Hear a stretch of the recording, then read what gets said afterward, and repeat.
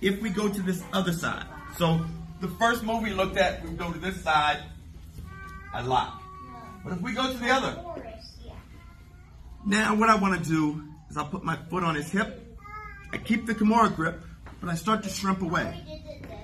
And right about here, where his head is about ready to pop out from between my arms, I make the decision whether I want to keep the back, and if I do, I just scoop back in, or I pop out, brace my forearm against his head, leg over, come up, get my arm bar, point the thumb to the ceiling.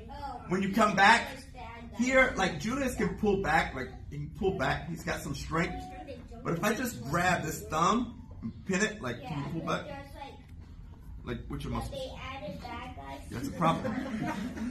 I don't know why, but I know it does exist. So I know he's like, man, I've been putting up a facade for him. He's probably been my friend for 5 or 6 years. I call him my friend. He might be not call me his friend. He might be like that old dude that been picking on me for 5 or 6 years. I got nothing but love for Julius. So go here, foot on the hip, and just start to shrimp out. If at any time I don't feel like, man, this arm bar is a good idea, I can just pull back into back control. So at this point, I'm going to make a decision. Either go back to back control or bring this forearm out, use it to push against his head enough, leg over, come up. And like I said, this hand, if I can pin that thumb, it really deprives them, I don't know why, but it really deprives them of their ability to effectively pull against me. So I want the thumb to point at the ceiling. I want to squeeze my knees together, and I'll get my arm bar. I can get here, but if you just pin that thumb to your shoulder, it's a problem. Or just my chest. But I want to pin the thumb, not the wrist. Pin the thumb. So if you pin it, they're going to have a problem. So just feel the difference when your training partner is pinning it, how much strength you can generate to get your arm back compared to like if they grab your wrist, how much strength you can generate when you try to get your arm back. It may seem like a negligible difference, but when you feel the difference, you'll notice it and you're like, whoa.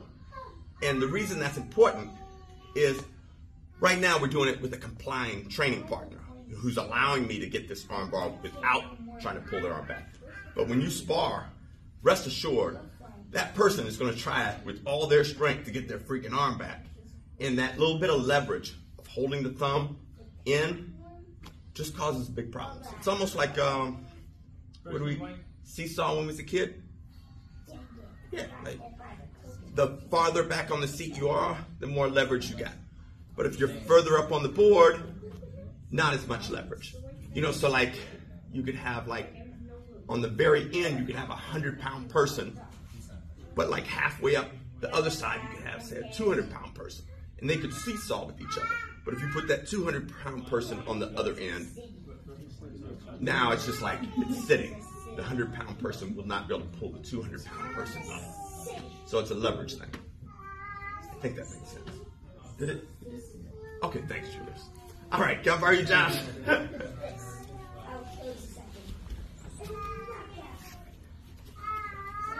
So here, we got the Kimura grip.